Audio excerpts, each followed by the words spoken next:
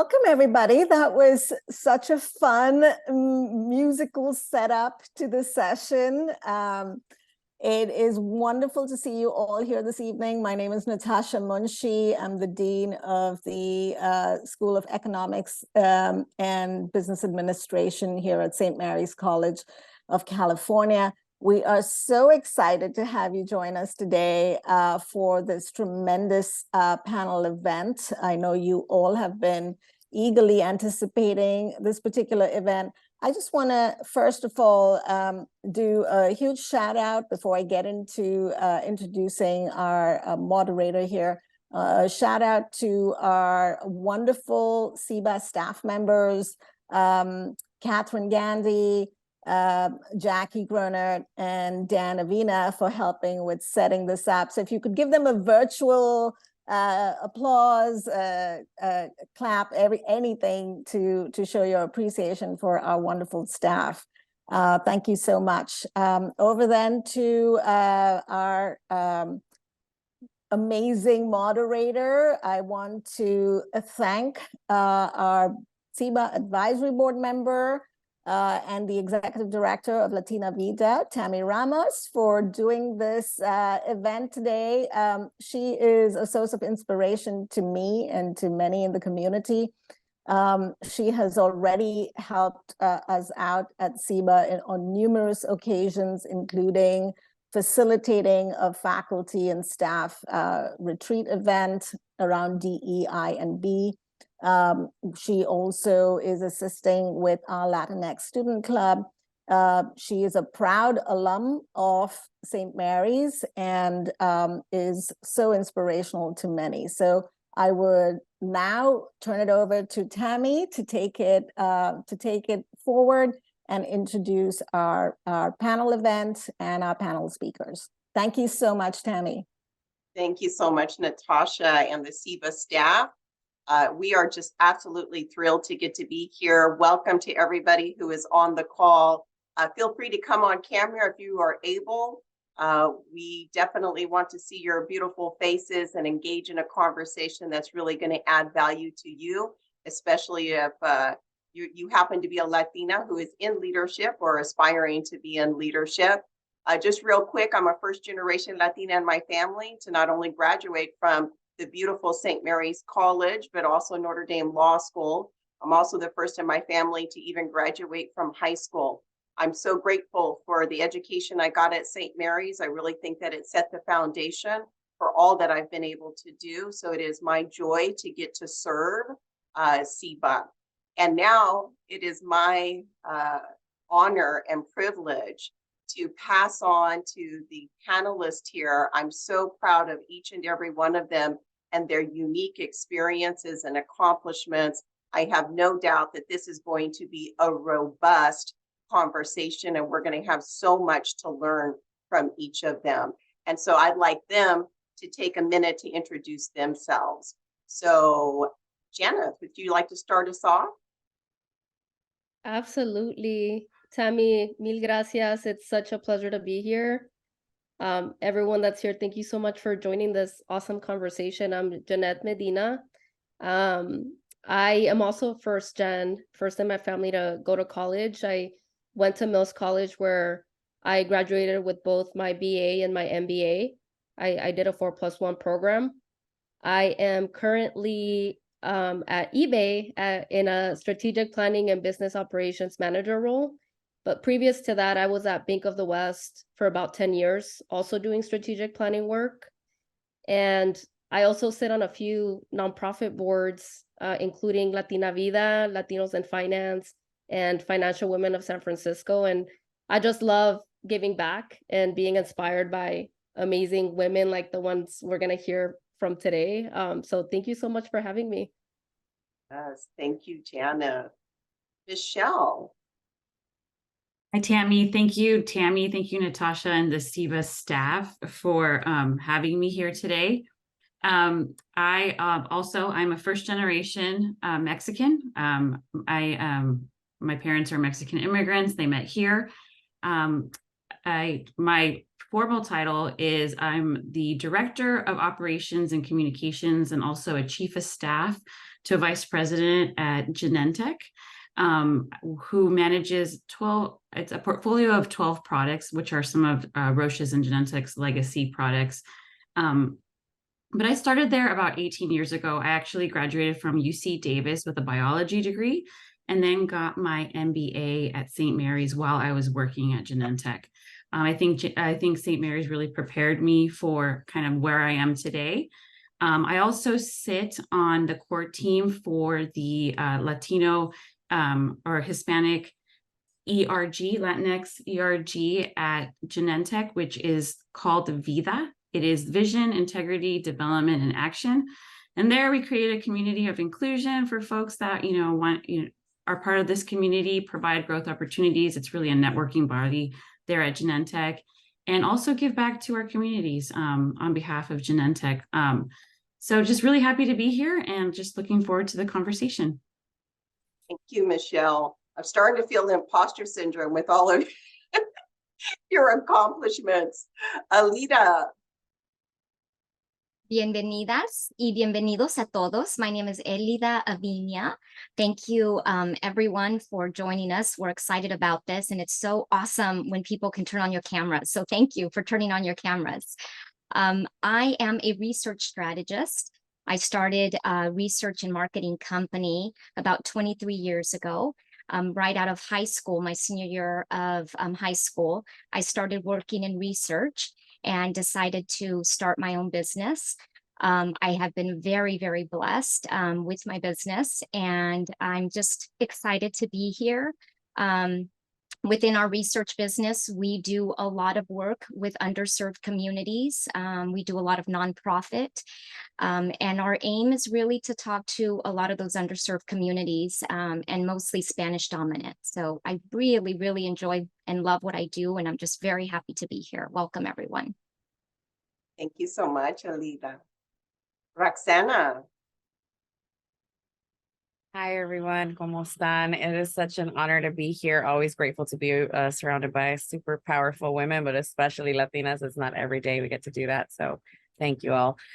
So I do a couple of things like most of you here. I absolutely am involved in our community in many different levels, which is actually what led me to be nominated as a UN Empower Women champion for economic change. So in the last few years, that's what I've been representing, something I hope I get to share with you all a little bit more today.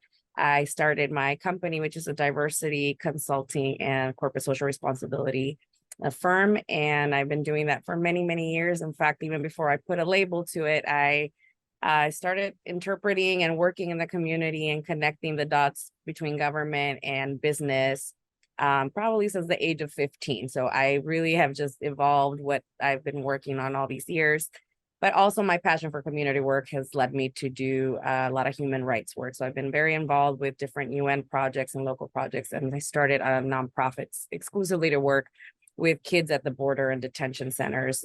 So I can share a little bit more about that later. But overall, just my academic background, I studied at UC Davis at Women and Gender Studies and Globalization Studies. And then I went off to St. Mary's to study my MBA because I needed to go back to business. And somehow I've merged all these worlds, including my title here for the program said RGD Enterprise CEO. I was kind of forced to open the corporation because all my college years, I paid it through music. So I'm a singer. And that's somehow how I started there. And so it's like these different areas of my life that are very much part of me and part of that Latina shuffle. So anyways, thank you so much for having me. Poderosas. Wow. I'm so impressed. And by the way, I think we have quite a few students signing in as well. Students, everybody, but especially students, we want to be here to serve you, to inspire you, to empower you, to equip you, to give you the resources and tools that you need to feel courageous, to explore your dreams, to achieve those dreams.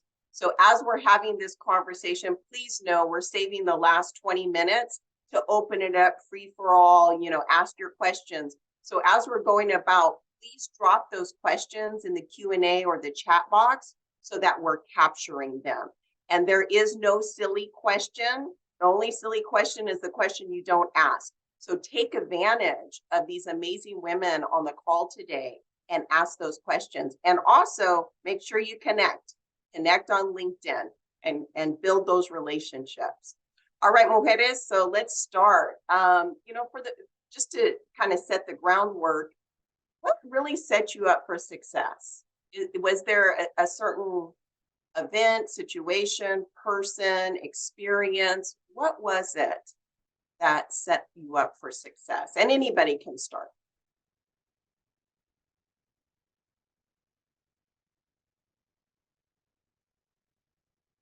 So I'll go ahead and start. Oh.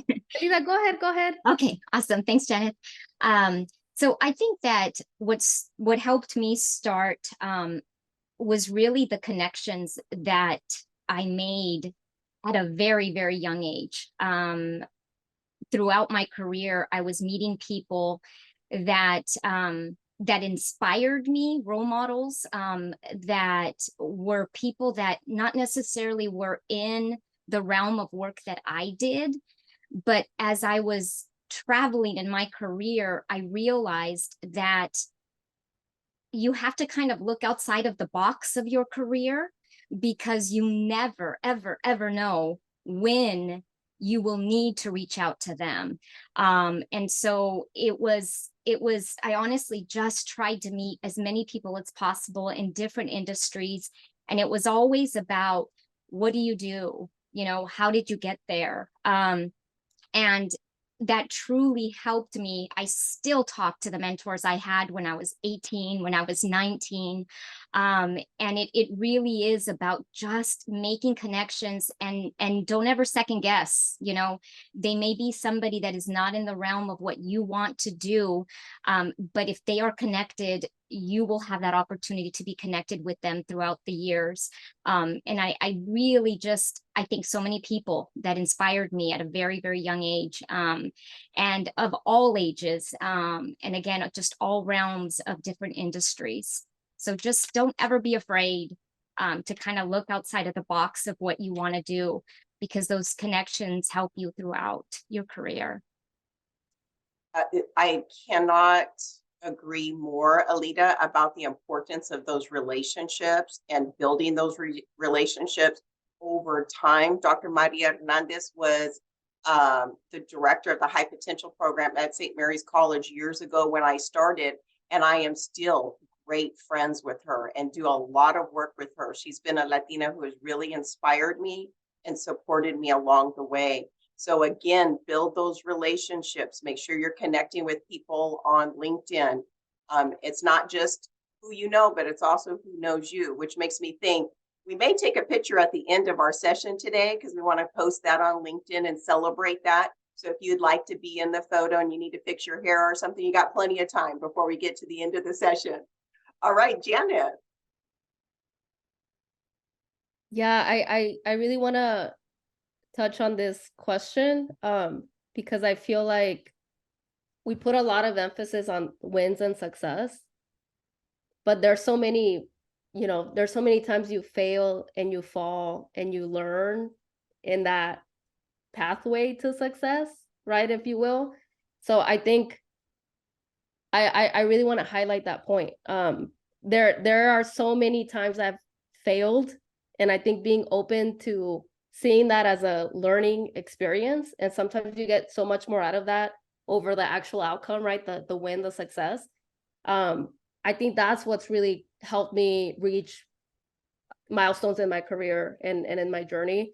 It's just being open to failing and learning, and being able to get up and move on to the next challenge and the next obstacle, the next task. And when you asked this question, a memory came back to me, and I was like, oh my God, that was so long ago. But I want to share, it reminds me of a letter of recommendation that one of my high school teachers wrote for me. They asked her, if you could describe this student with one word, what would it be? And she chose the word tenacious. And let me tell you, I didn't even know what that word meant back then. I do now, but it's so true. Just being tenacious and being open to learning is, I think, something that's really helped me in my in my journey and being able to achieve success, if you will. Jana, thank you so much for pointing that out. Steve Hernandez and I were just on a call yesterday. He's the Director of Career Services at St. Mary's College. And he posed that question, like, how do we encourage our students to not be afraid of taking some risks? And, how do we redefine failure? Just because I misstep in something doesn't mean I'm a failure, right? It doesn't mean I'm a failure. It's an opportunity to really nurture that growth mindset and to say, oh, now I know what to do differently next time. Thank you. So Roxana, any thoughts that you'd like to share? Well, there's so much that really comes to mind. I think that no element in our life is really not part of this growth. So I think some of the minimal things that we don't even think about growing up can be the basis for that. My family, so both my parents are from El Salvador. I was born and raised in San Francisco. My family had the second Salvadorian bakery in San Francisco. And as far back as I can remember, I was doing accounting since I was 8 years old, which funny, later on, I end up in contracts with finance and all this other stuff. So it's just ridiculous to see how those type of lessons early on really kind of, fed the rest. Another thing that happened simultaneously, my dad used to work for High Speed Productions, which is the producer for Thrasher magazine and all the skateboards. The owner, a lot of people don't know, but he was actually from Argentina. So I grew up knowing that there was a Latino who made, mega millions, revived an entire industry. And I got to learn firsthand from them and how he was managing a corporation, as well as my aunt and my family running the smaller business. So it really kind of fed what I wanted to do in the future.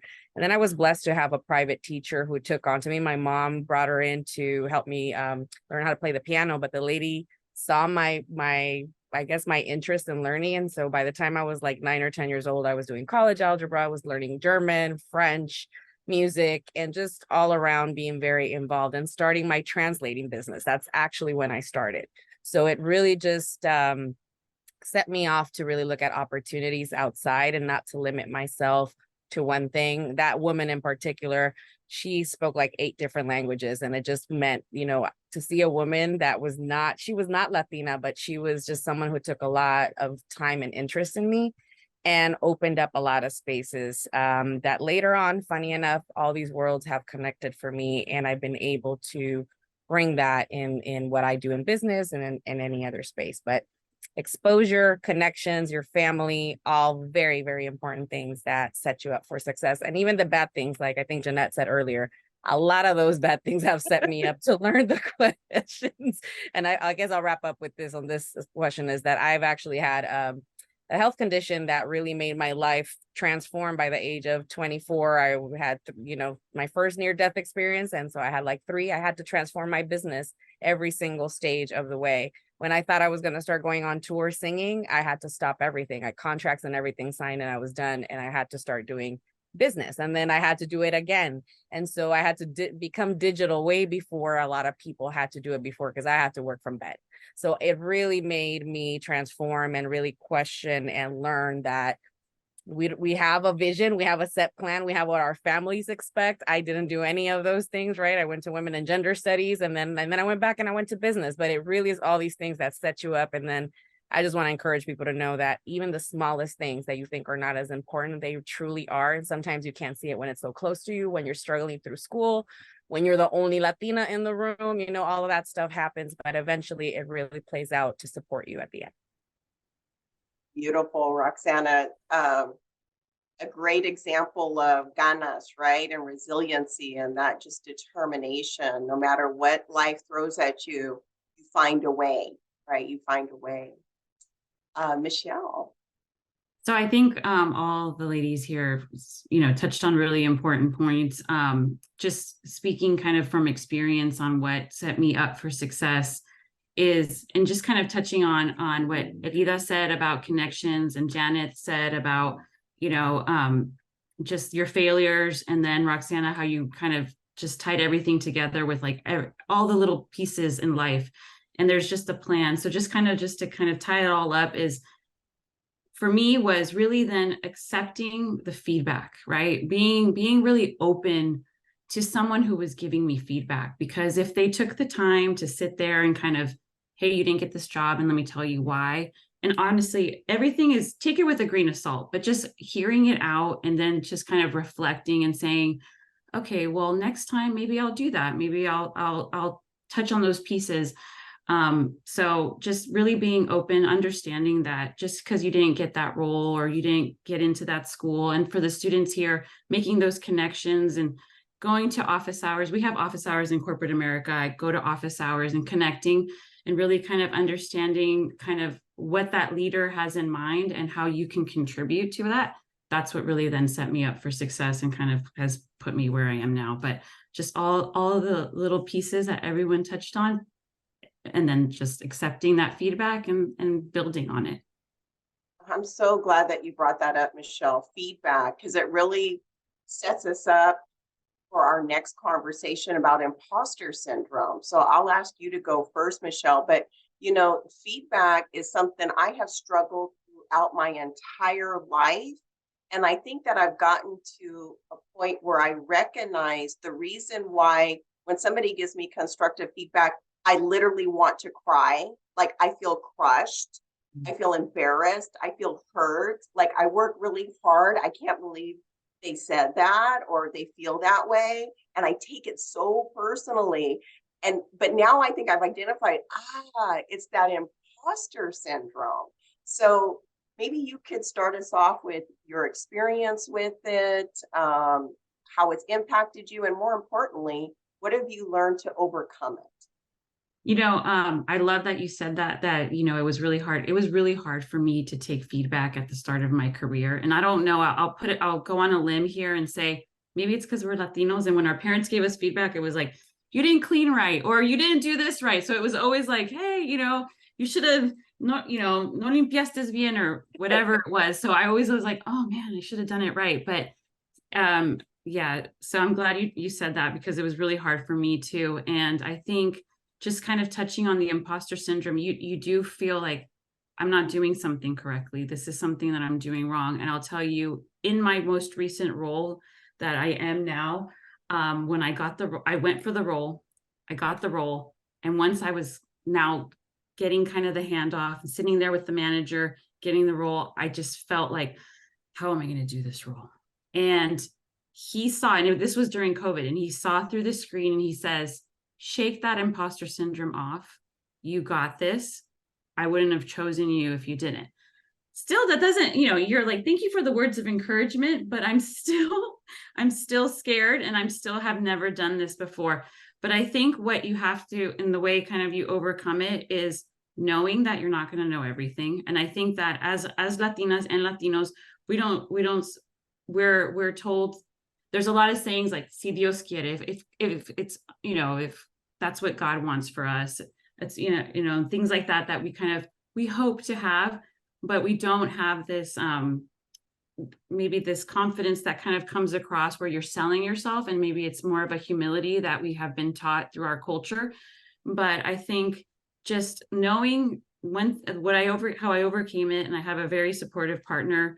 He's very supportive to me, and he said, you know, you're not going to know everything, but that's the fun of it. That's the whole fun. Why would you want to do a role that you already knew how to do? So I think it's just knowing you're not going to know everything. The fun part is learning it and kind of going through those challenges so that you have these stories to tell later, right? And that's what I try to tell my children. But that's kind of how I overcame it, Tammy.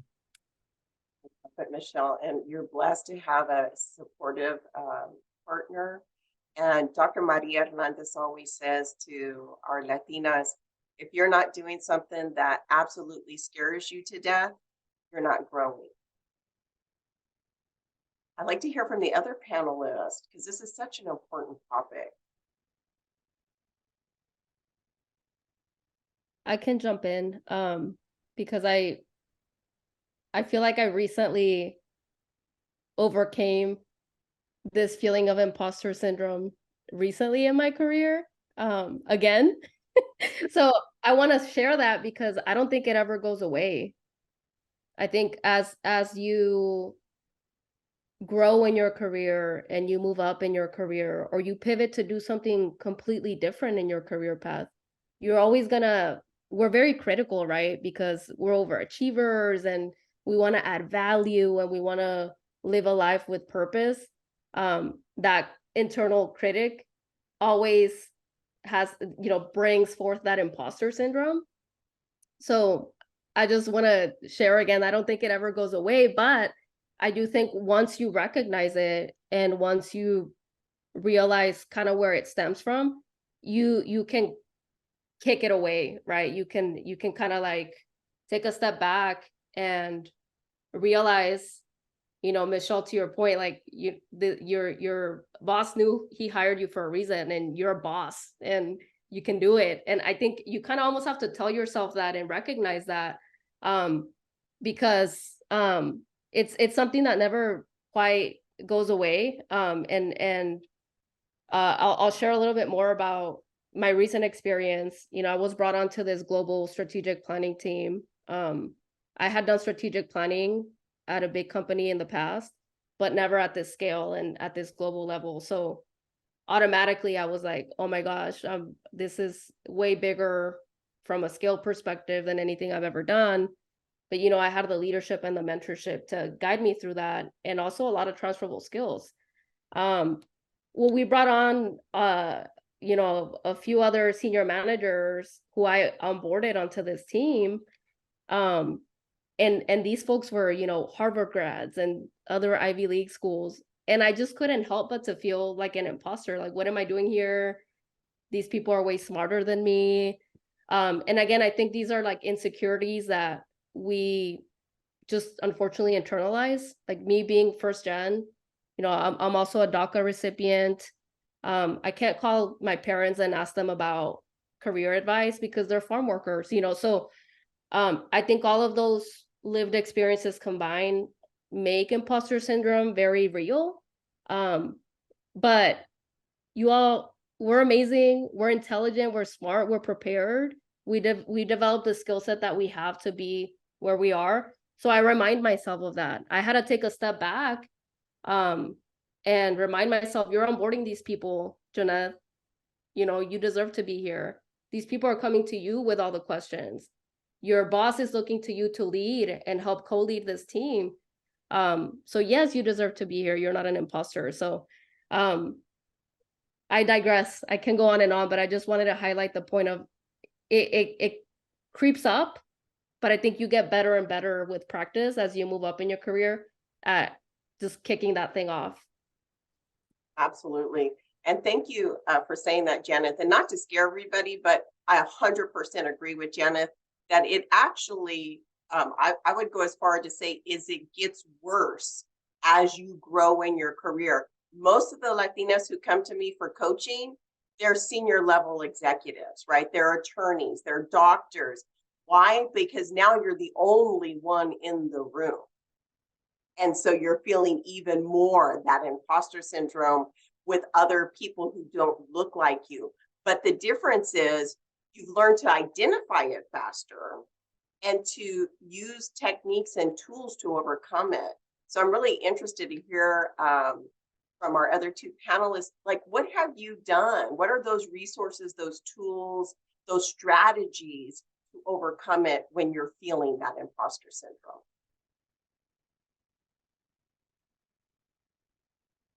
I can go.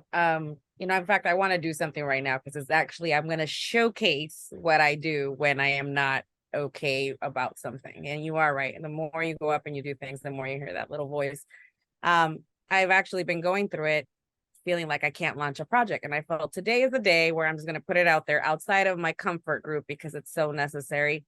And it's been keeping me up at night because you're hearing not just the voice of our own communities, like, why would you do something like that? Or two, the other groups that don't look like us, that are like, why are you even here? Can you even handle that type of thing? So you have these two voices. And I think I've been cautioned to say that as people, communities of color, we really shouldn't call it imposter syndrome because we're constantly measured at another level. So there's this other layer to it, that normal imposter syndrome that everybody would feel. And then there's all these other layers of what it is. So as part of my project with UN Women, as one of their champions, we've all had to launch our campaigns in support of. So every year we've created some events related to that. And this year we decided to do it in Egypt. But we've been, calling all the other champions and putting it out there. But the first thing is like people get really excited when they hear about it. And then the second part is like, why Egypt? And how, like, in a way, how dare you? How dare you? What does a Latina have to do with anything over there? And I've traveled a lot. I've worked a lot in all these places. So I want to share in the chat just to get it out of my system today. I usually face my fear this way. I push myself to do it. I make it public somehow, and then I drive myself to it. Whether it's been because I was 3 months bedridden and I couldn't walk, I signed a contract that I was going to sing in 3 months. I got up, I walked, and I sang. The same thing right now, because I felt like the more I keep it inside, the more it's in your head, the less it's something that I can actually take action to. And usually it's that first step that doesn't allow you. So if you all allow me right now to release it here with you, I'll put it in the chat. And this is I don't know if I can share it with everyone, or is it the answer? Oh yeah, there it is. So I can go ahead and do that. See if I can copy and paste. All right, so I am sharing with you our retreat and conference, Resurgence or Resurgir, right after the pandemic. And why we're doing it in Egypt, because that is the longest standing location where women had power and full economic power since back in those days and time. So we want to make sure that we reconnect to that power, to those energies, and that we bring more Latinas and women of color to travel and exchange and do business abroad. So I've shared that with you now. I released a little bit of my imposter syndrome today. Thank you, Roxana. Thank you so much. And before we hear from Alida about what she has done to overcome imposter syndrome, after she answers, I'm going to ask the panelists to share one more thing that they just really want to get off their chest and make sure everybody hears before we go into Q&A, because we also want to answer your questions. So Alida. So I think that it's really, really hard to overcome it. And just as everyone has said, it never does go away. I think that surrounding yourself with not just family, but business partners. And I say business partners because they truly are the people in your career. And again, may not be in your line of business, but they're the ones that are calling you. They're the ones that are reaching out to you to ask you to do a project. They're the ones that are asking you to take on something. I am very blessed to have a husband that always says, you got this. You got this, you can do it. And I always say yes, and I'm scared, but it's always like, if I'm not scared, I don't care, right? So like, I need to kind of feel those butterflies in my stomach when I take on something. And so I think it's just so important to surround yourself around people that you can talk to when you need that person to say, you've got this. And if not, I can help you. And so it's just surround yourself with support, family, friends, business partners, people you go to school with, everyone. Just surround yourself with support as much as possible. I love that, Alida. At LatinaVIDA, we encourage people to have their own personal board of directors, is what we call it. Because if you think about yourself, I mean, at LinkedIn, we've been in a partnership supporting them for 8 years, and they use the term act like an owner. Act like an owner when you're managing and navigating your career. And part of that is to say to yourself, I'm Alida Inc., right? I'm Michelle Inc. This is my company. And every company needs a board of directors, right? So you need, maybe it's your mom, right? That moral support. Maybe it's a partner. Maybe it's your boss. Maybe it's a colleague. Maybe it's somebody you used to work with before, mentors, sponsors, etc. But you need a diverse board so that you can tap into those people for each season of your life and each moment that you're going through, right? Because sometimes we need a cheerleader. Sometimes we need somebody who's going to speak the truth in love, right? Correct us or redirect us. But yeah, the importance of relationships, I keep hearing that surface. All right, so one thing that the panelists really want to just throw out there, a tip, a piece of advice, a suggestion, especially for the students who are on the call today, and then we'll open it up to their questions. You said something, Tammy, and I just have to say it before I forget. But you use the word mentor and you use the word sponsor. And I think it's so important to know and understand the difference. So I want to share, and I wish I would have known this earlier in my career. You know, many times we're really blessed with mentors, and these are people who will give you advice, support you, motivate you, guide you. You know, you can pick up the phone and call them if you have to make a hard decision, whether it's personal or in your, you know, professional life. Sponsors, however, these are people in positions of power who will talk about you and your accomplishments and your skills when you're not in the room, who will throw your name in the hat when there's an opportunity that comes up. I mean, these are people who will open doors and opportunities for you. And it is so important to know and understand the difference again, because this will make or break large milestones in your career. For me, you know, sponsors have been executive managers leading a team who needs someone to come and co-lead a project or a program, you know, and they'll throw my name in the hat when their direct report is hiring. You know, and so fostering and building these relationships have been so important for me. Most recently, I mentioned I worked at Bank of the West. I transitioned into tech. You know, the universe works in mysterious ways, but one of my sponsors who I had been fostering a relationship with for years, he got tasked with building this global strategic planning team. And when he was given headcount for that, he thought of me because he was familiar with my background and, you know, what I could bring to the table. And he brought me on board to this unique team. And that's a sponsor, right? That's someone who, you know, took a shot on me, gave me the opportunity. And now here I am in this new space, learning and growing. And so now my career's taken a completely different trajectory. So really want to highlight the difference between the two, because I think it's so important as you think about your relationships and your connections and how you foster them. So that's one very important learning, I think, you should all keep in mind as you know, you continue your education and you think about your careers. Thank you, Janet. Yes, the importance of understanding that difference is huge. So if I can give you a piece of advice, it's the same advice that I give my 3 kids all the time. I am deeply grateful that my parents told us when we were young to speak Spanish at home only. Once we left those doors, we were able to speak whatever we wanted to. I think that being a bilingual professional, being someone who understands the culture, has opened up so many doors in my career. When my business was slow in research, I was able to do advertising, I was able to do marketing, because there is always someone out there who is looking for someone who not only speaks the language, but understands the culture. And so that's the piece of advice that I give to everyone. You know, don't ever be afraid. You are Latinos.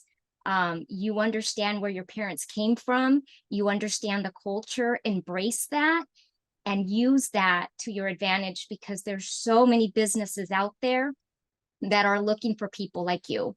And so embrace it, and use it. I was 17 years old when I started in research. And when they found out that I spoke Spanish, I was promoted to a supervisor 2 months after I graduated from high school, and then became assistant manager and learned that I could start my own company. But those doors wouldn't have been open if I wouldn't have said that I spoke Spanish.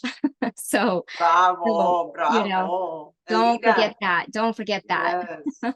You know, it really is our superpower. You know, I grew up in a time where I tried to assimilate and leave my cultural identity at the door because I didn't want to be different, right? I wanted to fit in and belong and be like everybody else and look like everybody else. Today, I now know speaking Spanish, being bicultural, all of those things is part of the value that we bring to every room, at every table, at every discussion. it's the way that we add value, and it's a part of who we are, and we want to embrace that and show up with it. So be proud, Latinos who are on this call. All right, Roxana. So a couple things. You had mentioned, well, the sponsor part is so important. I'll start there because everyone's kind of talked about that. When you don't have the sponsors and you're also the only person of color, and especially Latina in the room, you're less likely going to have the support. It makes a huge difference. I was 24 years old when I got brought into a tech corporate space without knowing, with my small business. It was a huge monster to be around with without knowing and without any support, and no one in my community truly understanding what I was doing for business. So you're really on your own. Having that support is great. I've noticed the difference from when I had to do it that time when I was 24 to when I've had to do it recently when things weren't so great. And I took on a CFO role to save a company of one of my clients. It served that I had all these other partners and supporters from the board level all the way to the frontline staff. And don't you ever forget about the frontline staff. They always know more. The cleaning lady sometimes knows more than other people what's going on in a location. So always bringing everybody in and understanding that was super helpful to have the sponsors in the place to create impact and change in that organization, and also to not damage my reputation or my business reputation based on some other internal racism that was happening in the place. And don't ever hold back because of that. You're going to have some real tough times, and you need those mentors and those supporters. The other thing is, you mentioned around men. I think we didn't ask that question here, but it was in one of our lists there. Working with men, especially for women, sometimes I've heard a lot of that there's a lot of women that don't feel comfortable, don't feel heard. And I think because I grew up in certain spaces and I was able to be in the music business where I was the only female, it really allowed me to have this way to communicate. But I know how hard it was and how objectified sometimes I was, or I wasn't being listened to. But really building that muscle, there are such great male partners. I've had the most support sometimes from men and not from women. And I hate to say this, a lot of Latino women have not been supportive. I'm blessed to be very supportive now, but I've seen the transition both for others and for myself. So really make sure that you do that and that you own it and that you're able to support other Latinas as well. But build those relationships, because they're going to be your biggest advocates. And I can tell you right now, I can call any of my male friends and they'll be there for me right away. And they've been those support. And then I saw someone here say about limiting feeling like, the imposter syndrome is huge, and because you're being limited by all these spaces. Everything that I've said right now has to do with limitations of some sort that people might impose on you, or that you have this idea. You have to be the one to take that step if no one else is going to do it. Sometimes you just got to take an educated guess, have all your faith, whichever that may be for you, and really push forward, because otherwise no one's going to do it for you, especially if you're the only one in the room who can within your family or in your community. Sometimes you just have to believe in yourself, and that's really how you pull through. Thank you so much, Roxana. And before I ask Michelle to share, I want to point out something you said about those who have been supportive. You found that men have been supportive and Latinas not always. I've gotten into a habit of every time I get an opportunity to speak is to really challenge our Latinas to make an oath. And this is the oath. We will not be a mean girl. We refuse to be a mean girl, okay?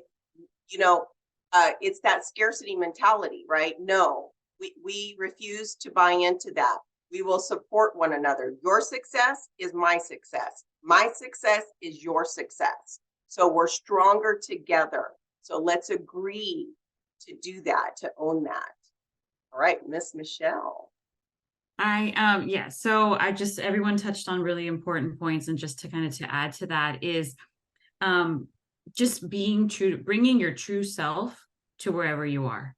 And that's either for the students here at school or at work. And once I realized that instead of doing a code switch, we don't need to code switch so much anymore. Who are you assimilating to? We're all, unique. There's LatinaVIDA. We're all different types of Latinos. So there's no need to do that anymore. And this is a really, really nice time. So just know that.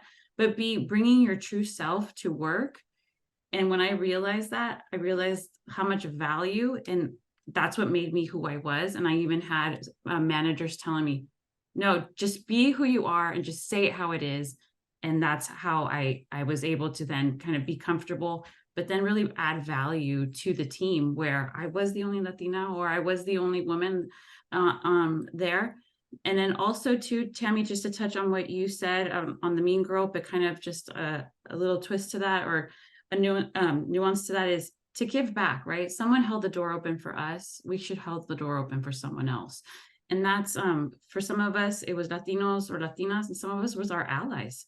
And it's just really giving back, paying it forward, because someone's going to then give it back to you. And I think that once you do that, it's just, there's just a reward. And then like they say, you're not working if you love what you do, because you create this community,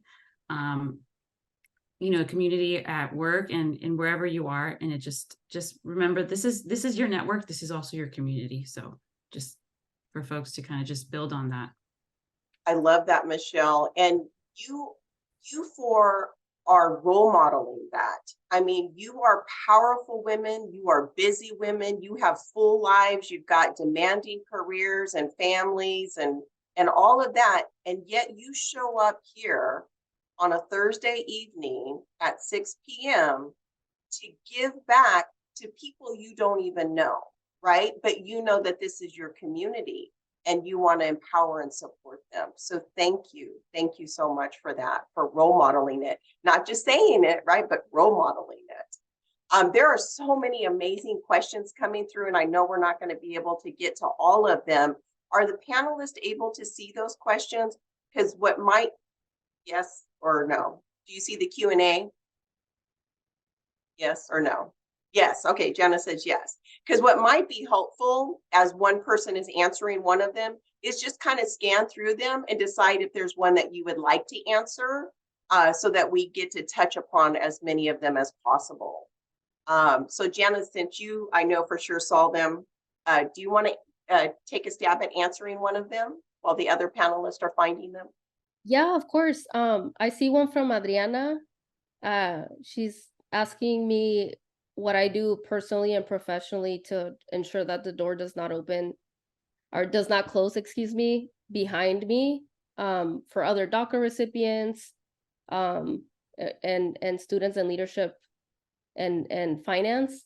So, just to piggyback off of what you were saying, Michelle, I think giving back is the short answer. Giving back. I mentioned in my intro that I sit on a few nonprofit boards, and throughout my career, I've been able to be more involved at certain points and sometimes a little less involved, but involved nonetheless. And I think whenever I can give back, information, awareness about opportunities. Recently, we had a boot camp for students, Latinos in finance, and we bring Fortune 500 companies to come in and talk to our students and also share information about opportunities within their companies.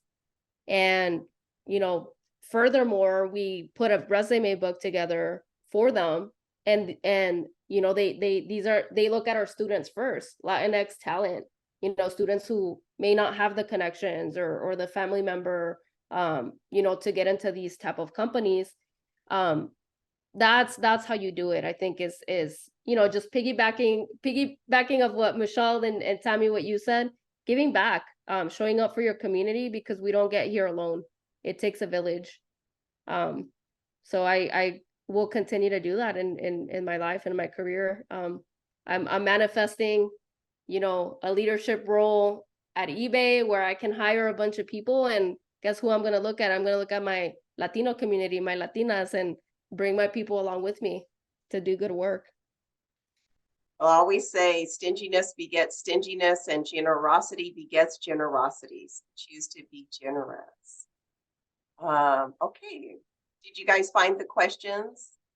Yeah, I have one here. Yes, thank you, Michelle. Yeah, there's one here from Maria Munoz. Thank you, Maria, for putting your question in the chat. How have you handled microaggressions as Latinas in the workplace? I've had people not make eye contact with me until they realize what my role is.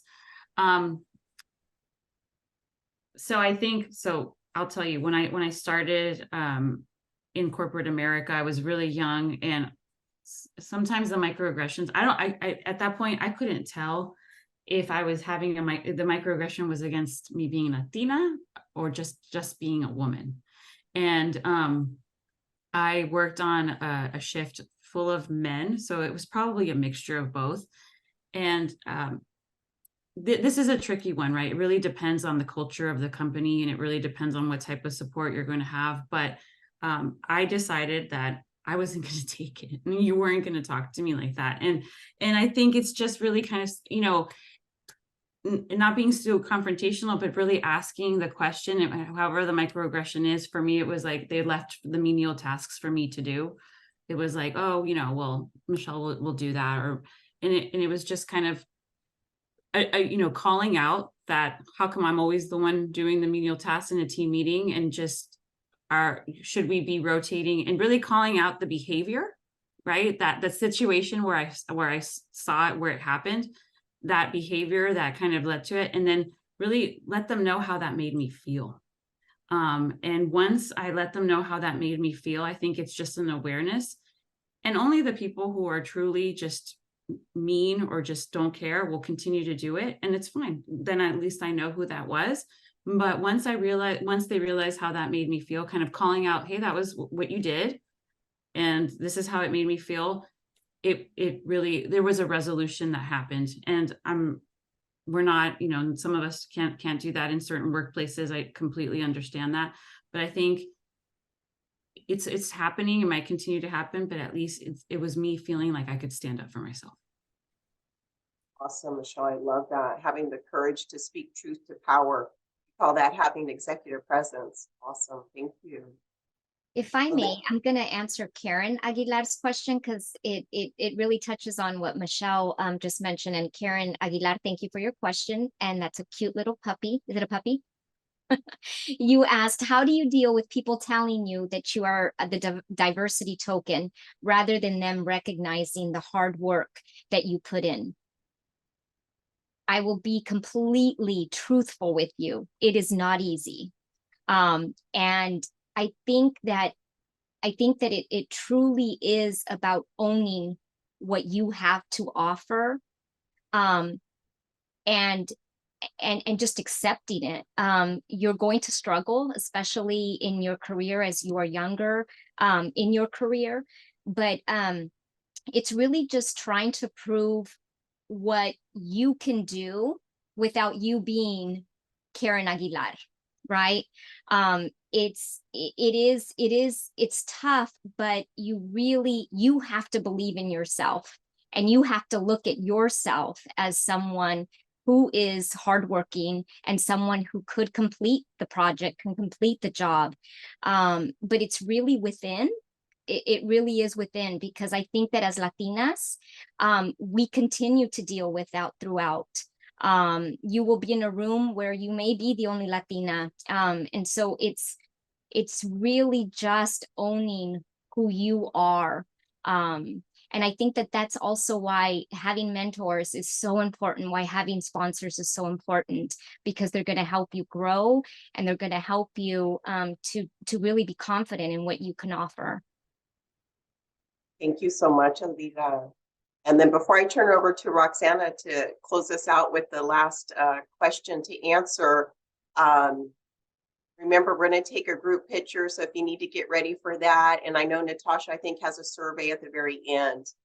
All right, Roxana. So I think most of the questions were answered, but I think it's a little bit of everything. And it just calls my attention about the microaggressions and the different things of being tokenized, all of the above, that I'm sure most of us have experienced it. It was extremely frustrating for me, especially when I started working in the nonprofit space, humanitarian space. You're kind of thinking like, oh, you know, you're here for a good cause. You shouldn't be going through this. And there's a lot of agencies that publicly, and now even so, a lot of our corporate spaces are like, this is our diversity stance. This is what we do. But in practice, it usually isn't the case. I think a lot of places have gotten better, but that doesn't mean that it has always been that easy. And so being able to stand in your power and knowing your value is so important. For those of you who actually were not born here in the US, or who grew up at least a significant amount of time outside of the US, you at least have a sense of pride of who you are in a different identity, not being here. I actually was born here, but I was sent to El Salvador to go to school for a while. So it allowed me to see the president and the cleaning lady being both from my culture. So it allowed me to stand in my power in that, and not allow people to really like push me in a different direction. I lived in Miami for a minute and I noticed Latinos being a whole lot different than they are here when I had never been in the farm worker communities. And I went to work with farm workers and I got to see that and what that was in our communities too. And later on, being in different organizations statewide and government or business. But it really, each step of the way, I had to stand in my truth. I had to learn about that. Sometimes it wasn't easy. Sometimes, you know, I mentioned earlier about having health issues and I knew that I needed to take care of my business and my health first. So I couldn't always speak my truth once I left school and I wasn't being an activist. You know, I had to really be in a different place. But it really challenged me to understand myself. And I also remember having a very deep conversation with my parents about this, because being taught to being polite and being taught to being respectful, and sometimes as women to being taught a certain way of being, we don't always feel comfortable speaking up in certain situations. And sometimes our manner of respect can be not well received. It's being seen as not being assertive enough and not being able to be in a place, and then there'll be people who may want to walk over you because of that. And other times, and all you're trying to do is being respectful and supportive of the space and grateful of what you're on. But remember, you have a lot to bring to the table too, and you need those mentors and supporters and friends that are going to remind you of that. And lastly, even if you're being, for example, being harassed, I've gone through those experiences as well. Finding within you and the support and coming to these events and working on your mental health. I cannot tell you how many executives, leaders that I've met with around the country have experienced all of the things we've all mentioned here and what I've just shared.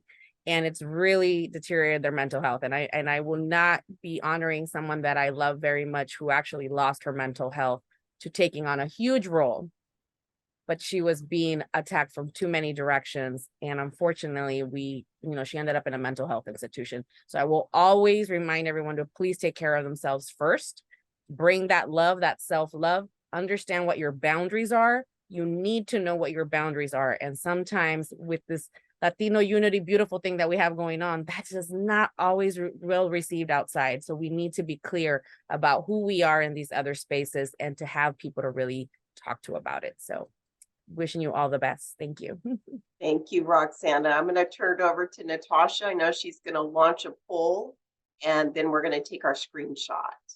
Oh, thank you so much. My goodness, I got the chills just thinking about all the incredible insights. You know, when Tammy and I first discussed this panel event, it was a celebration of Hispanic Heritage Month, and that was sort of to coincide this particular event. But I felt like this was a celebration of womanhood. It was a celebration of allies, of our male friends who are also here, who are supporting women. And just the diversity within the community itself being represented here, I think is also really important to acknowledge. And I want to thank those of you who came out here today to celebrate with us. I want to thank our panelists, Roxana, Michelle, Janet, Elida. You inspire me, and you are added to my list of inspirational folks, in addition to my dear Tammy Ramos, who is such a source of support on our SIBA advisory board for our students and for our community. Once again, we are so proud to be able to support you all. For the students here, please continue to stay in touch. I think Tammy mentioned LinkedIn. That's one way to stay in touch, but you know where I am. I'm at Bug Hall, so come reach out anytime you need support, and I'm more than happy to put you in touch with any of the folks who you particularly resonated with.